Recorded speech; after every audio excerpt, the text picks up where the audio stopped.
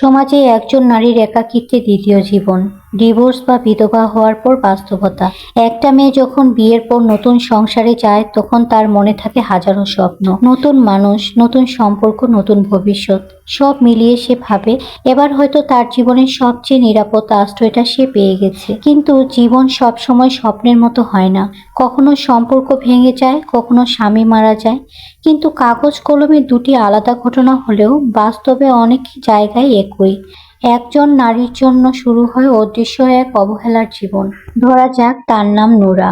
Nora কখনো ভাবেনি একদিন সে ডিভোর্সি বা বিধবা পরিচয়ে সমাজে পরিচিত হবে। যে ঘরে সে স্বপ্ন বুনেছিল সেই ঘরেই আজ তার জন্য জায়গা কমে গেছে। ডিভোর্সের পর সমাজ যেন মেয়েটাকে নতুন করে বিচার শুরু করে। ওর চরিত্রের সমস্যা ছিল, নিশ্চয়ই সংসার টেকাতে পারেনি, এখন থেকে ওকে সাবধানে রাখতে হবে। কেউ তার কষ্টের ইতিহাস জানতে চায় না।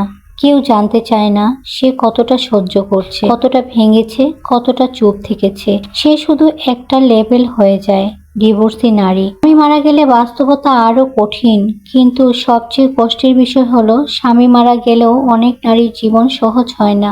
একজন নারী যখন বিধবা হয় তখন সবাই ভাবে তার দুঃখ শেষ, কিন্তু বাস্তবতা হলো অনেক শ্বশুরবাড়িতে তার অবস্থান দুর্বল হয়ে যায়। তাকে আগের মতো সম্মান দেওয়া হয় না, সিদ্ধান্তের জায়গায় তার কথা আর গুরুত্ব পায় না। কখনো কখনো সে যেন বোঝা হয়ে যায়। যে বাড়িতে সে নিজের জীবন উৎসর্গ করেছিল সেই বাড়িতেই সে হয়ে যায় অতিথির মতো একজন মানুষ। ডিভোর্সি বা বিধবা নারীর দুই ক্ষেত্রেই অনেক সময় নিজের বাবার বাড়িতেও সে পুরোপুরি স্বস্তি পায় না। তুমি এখন আমাদের উপর নির্ভরশীল, সবকিছু বুঝে চলতে হবে, সমাজ কি বলবে, এই কথাগুলো তাকে প্রতিনিয়ত মনে করিয়ে দেয় সে এখন পূর্ণ স্বাধীন নয়। কর্মক্ষেত্রে হোক বা সমাজ, তার প্রতি দৃষ্টিভঙ্গি বদলে যায়। কেউ সহানুভূতির নামে তাকে দুর্বল ভাবে, কেউ আবার সুযোগ খুঁজে, আবার কেউ দুর্বল তৈরি করে, আবার কেউ দূরত্ব তৈরি করে। একজন নারী তখন বুঝে যায় তার কষ্ট নয়, তার পরিচয়টাই মানুষের কাছে সমস্যা। সবচেয়ে বড় যুদ্ধটা তার ভেতরে চলে। রাতে যখন সবাই ঘুমায় তখন সে জেগে থাকে, পুরনো স্মৃতি, ভাঙ্গা স্বপ্ন আর অপূর্ণ প্রশ্ন নিয়ে। আমি কি সত্যিই ব্যর্থ? আমার কি নতুন করে বাঁচার অধিকার নেই? আমি কি শুধুই কারো অতীত? এই প্রশ্নগুলো তাকে প্রতিদিন একটু একটু করে ভেঙে দেয়।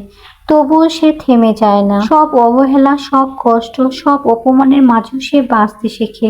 সে বুঝে যায় সম্পর্ক শেষ হওয়া মানে জীবন শেষ না, স্বামী হারানো মানে পরিচয় হারানো না, ডিভোর্স মানে দোষী হওয়া না। ধীরে ধীরে সে নিজের শক্তি খুঁজে পায়, নিজের পায়ে দাঁড়াতে শেখে, নিজের হাসি নিজেই ফিরিয়ে আনে। সমাজের কাছে প্রশ্ন, একজন নারী কি শুধু তার বৈবাহিক অবস্থার উপর নির্ভর করে মূল্যায়িত হবে?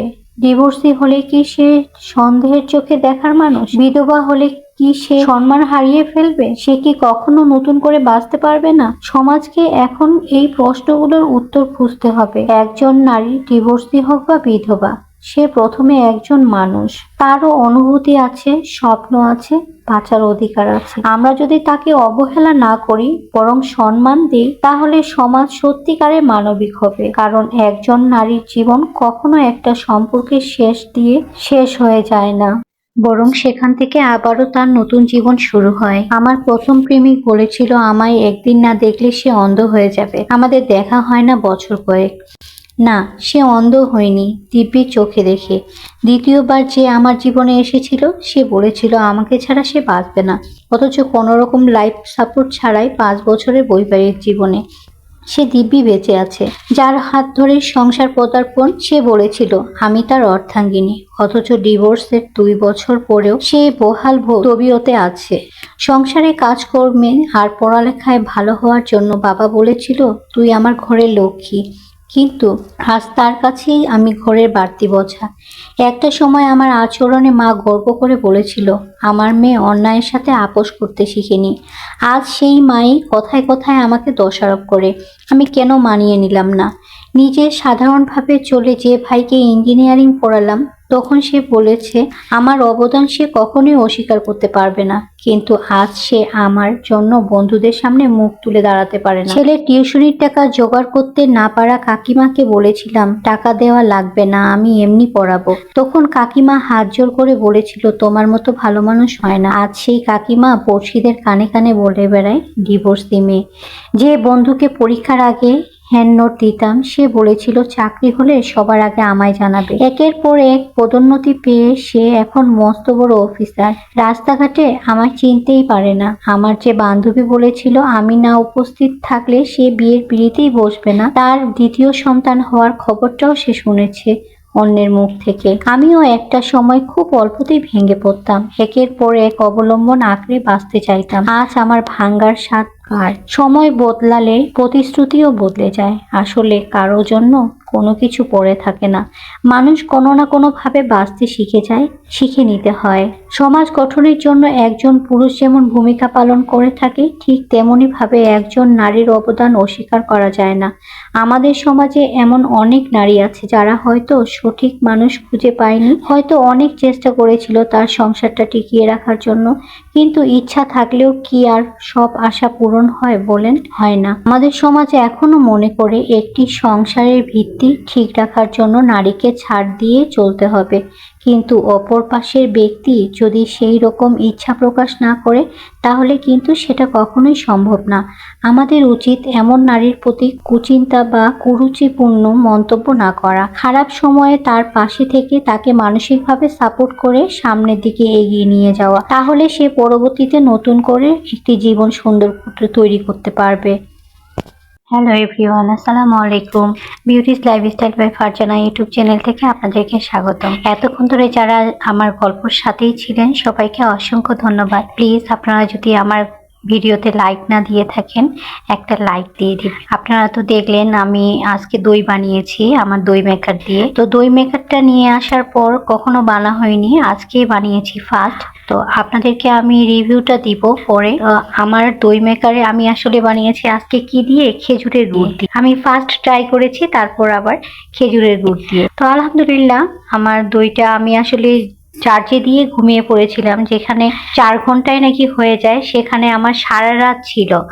আমি 11টার সময় বসিয়েছিলাম, সারা রাত ছিল। পরে ফজরের নামাজের সময় উঠেছিলাম, তখন আমি সুইচটা বন্ধ করি। তারপর দেখি যে না ঠিক আছে, আমি তারপর ওইটা ঠান্ডা করতে দিয়ে আবার ঘুমিয়ে যাই। তারপর সকালবেলা উঠে তখন আমি ফ্রিজে রেখেছিলাম। তো আলহামদুলিল্লাহ ভালো হয়েছে।